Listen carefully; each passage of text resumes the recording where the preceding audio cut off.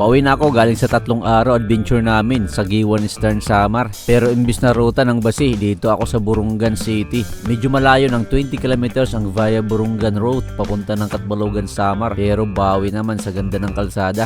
Medyo papalubog na ang araw nang makarating ako sa MacArthur Eastern Samar. Mula dito sa bayan ng MacArthur, abot pa siguro ng more or less 70 kilometers at 4 na bayan pang ating madadaanan. Maraming beses na rin ako nakadaan dito sa MacArthur tuwing nagagawi ko sa Giwan Eastern Samar. Pero never pa ako nagkaroon ng magandang episode sa lugar na ito. Sana magkaroon din tayo ng panahon at pagkakataon na makapag-explore sa ibang bayan dito sa Eastern Samar. Mga ilang oras pa yung bibiyahin ko mula dito, pero hindi ko alintana ang layo dahil nag-enjoy ako sa ganda ng kalsada. Hindi rin ako nagpabilis ng more than 60 kilometers per hour dahil sa pagkakataong ito may tamang bore at ang piston ng aking motorcycle. Kumakalog na kaya dahan-dahan lang ako sa aking biyahe. Salamat nga pala kay KSG Motor Parts dyan sa Giwan Eastern Samar sa pagtulong sa akin para makauwi. Shoutout na rin kay Adrian na kanilang mekaniko at sa family ni GR at mga kasama nila dyan. Isa ring 5th class ang munisipalidad ng MacArthur dito sa Eastern Samar. Pinaninirahan ito ng mahigit 14,000 estihanon base sa 2020 census. Kinuha mula sa pangalan ni General MacArthur ang pangalan ng bayan na nakipaglaban sa mga Hapon noong World War II dito sa Litigos. Ngayon meron itong jurisdiction na 30 barangay, kasama dito ang 8 poblasyon. Dahil medyo maganda yung lupa nila at nasa coastal area din, pangingisda at pagsasaka ang mga pangunahing hanap buhay dito. May mga makasaysayang aspeto ang MacArthur tulad ng pagiging simbolo ng pagbabalik ni MacArthur sa Pilipinas noong ikalawang digmaang pandaigdig. Ang pangalan ng bayan ay nagpapaalala ng makasaysayang pagganap ng general sa ating bansa. Bukod sa mga magagandang beaches, ang MacArthur ay may mga tanawin at likas na yaman tulad ng mga kagubatan at bukirin. Ang kagandahan ng kalikasan sa bayan ay nagpapakita ng mga pagkakataon para sa ecotourism. Kapag nakaluwag-luwag tayo mga par, babalikan natin ang mga lugar na ito at magkakaroon tayo ng exploration adventure.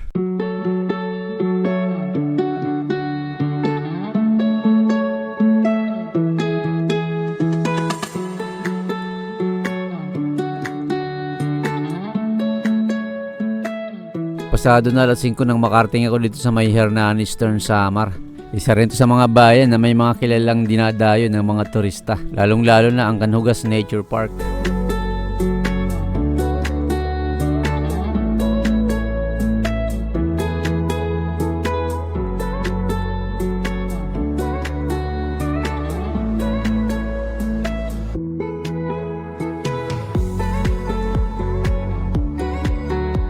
Nagpatuloy ako sa aking biyahe at hindi na rin ako nakapag-video sa ibang mga bayan, pero gabi na ako nang makarating dito sa Burungan City.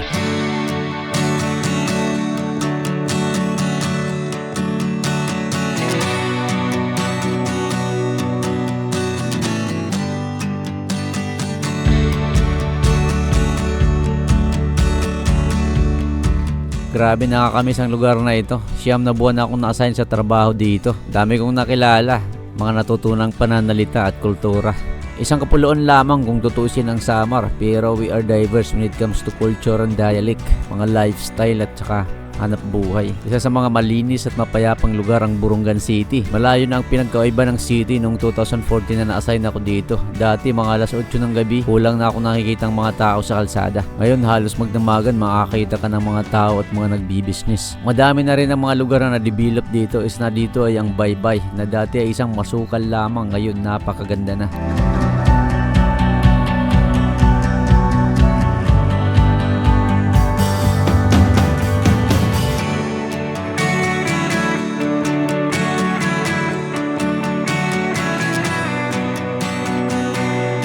Ang Baybay ang isa sa pinakapaborito ko noon hanggang ngayon napuntahan dito sa may Burungan. Ang coastal ng Burungan ay similar din sa Baler, Aurora. Noon paliguan at pangisdaan lamang ng mga taga-Burungan ang Baybay. Ngayon marami ng mga water activities na makikita, kasama na dito ang surfing at meron akong nakitang bago ngayon.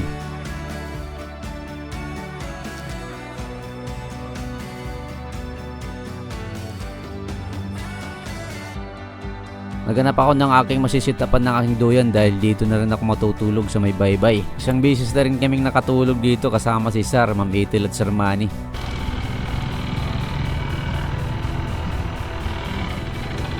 Biyahe ako ngayon papunta ng Catbalogan, galing ako ng Giwan Eastern Samar. Mag-adventure kami ng 3 araw with Sir Manny. Pero nung pumunta ako sa Giwan, doon ako sa Basi Samar dumaan. Today is Sunday. Alas 4 na kasi kami nakaalis doon sa Salcido. Kasi nung pinuntahan namin yung sa Manicani, Tubabaw, tapos nag-spend kami ng gabi sa mangrove sa may Kalikuan Island. Sa may sa Kalikuan Island, sa may Sulangan. Kanina umaga, pumunta kami sa Salcido. Nag-adventure kami sa may CC Island. Pauwi na kami, sila Sir Manny, naka 4 wheels ako ng motor. Dito ako dumaan sa gawing Burungan Eastern Samar. Pero ginabi pa para mga 6:30 na ngayon. So hindi ko na pipilitin na makauwi sa Catalogan dahil gabi na. Actually kaya pa naman, mga 3 hours. Kung alis ako dito ng 6:30, makakadating ako doon ng mga siguro 11.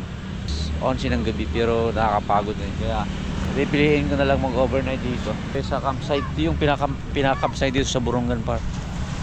Wala akong makakasama dito, siguro ako lang mag-isa. Subukan natin, sana naman tayo. Pero pipiliin kong dito mag-overnight sa gawing ito kay may light. Hindi ko lang alam kung paano sit up natin. Pero yung dala ko, duyan lang at saka tent. So sakali mo lang dito sa gawing ito. Yan tayo sa Sandugo Burungan. Ito yung sapatos ko eh. Aray, good, pinagbago. Hindi man nagsapaso. Madalunot na ugaring niya pag mga bato nga maulos. Oo, pag mabat talaga. Pakala niya pan trail lang yan ako. Activities. Bili muna ako ng tubig dito para mayroon tayong inumin mamaya pag tulog.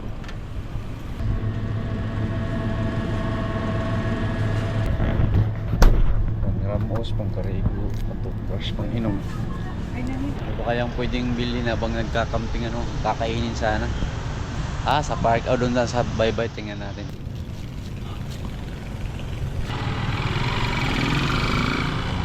May restaurant kasi pala dito. Ang inasar. Tingnan natin kung pwede magpagpili sa loob na ito.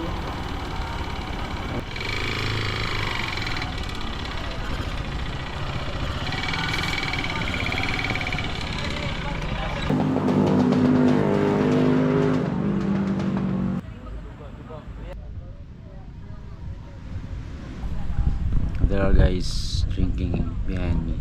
Mga lasing na sila. Dito rin meron mga nagkakampi na kumakain, nagpipiknik.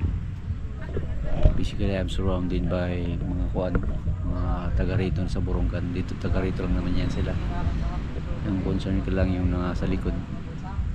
Kasi mga lasing na. Pero ang nagyan na sila papansinin. Problema ko lang, mayroong mga langgan dyan sa may kahoy na yan. Meron akong canopy dito na dala. Tapos may sleeping bag. Dito yung canopy, pero gagamitin ko lang yan siguro kapag umulan. Mamaya kapag wala ng mga tao dito, magsisit up na ako ng canopy. May mga nagiinom pa kasi dito sa likod. Morning man. Alas 5 pa lang. Alas 5:20. 31. Kagising ko lang pero maliwanag na. Ito yung view natin dito. Malakas yung alon. Pero walang hangin pero malamig na ngayon. Magpapag na dito sa ng fog yung kabila ko. So bibiyahe tayo ngayon, mag-ampake lang ako. Ang daming tanim ng mga talisay dito. Nalagay yung mga talisay.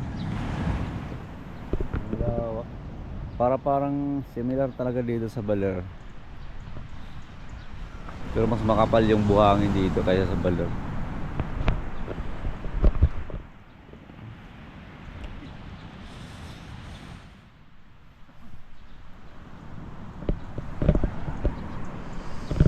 Dito tayo natulog.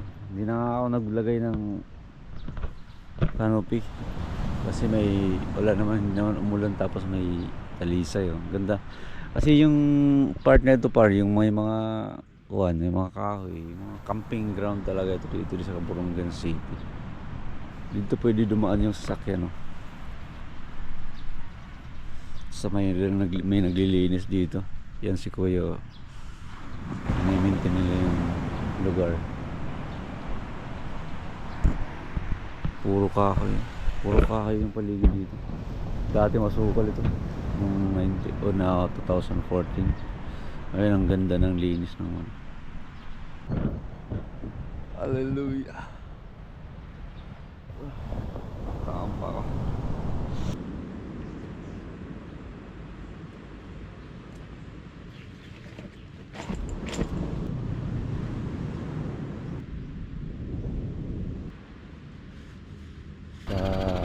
Sa big train nila.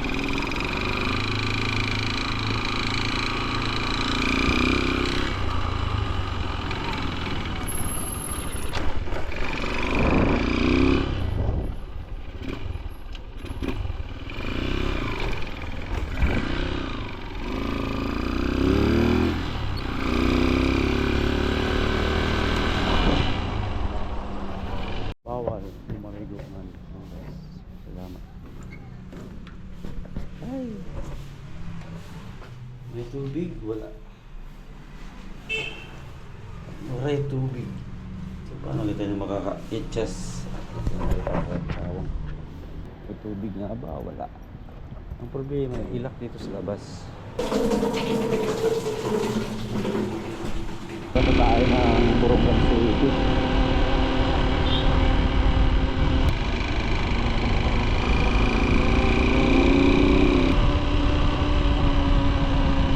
Concreted na kalsada. Tingnan natin kung para saan ito.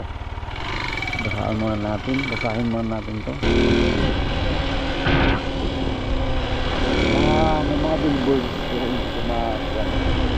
Good morning, te. Te, para ngayon nga kalsada. Danaw, Harayo. Duwan to nga. Puro na semento. Pasidahan ko lang nga di.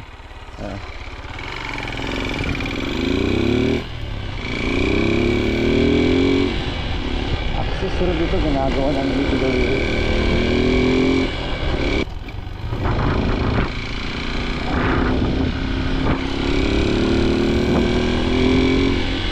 Hanggang dito lang yung sinento. Dito rapod na.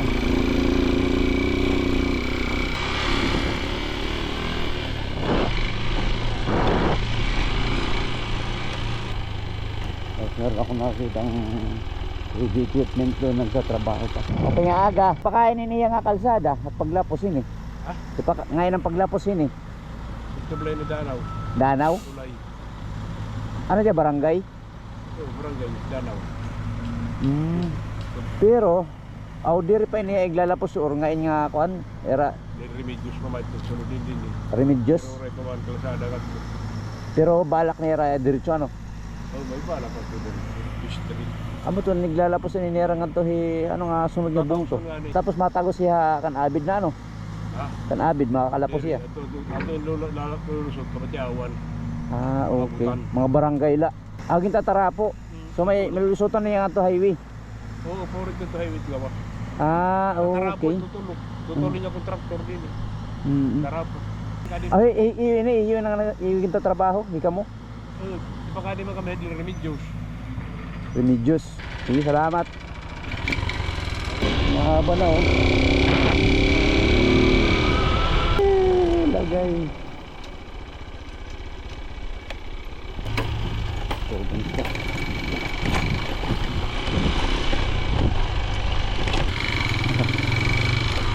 Pasado dito para. Bakit nauna ito? Bakit nauna dito?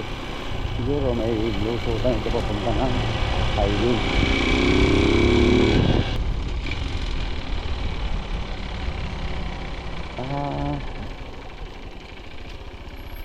Ewan pa yung aga.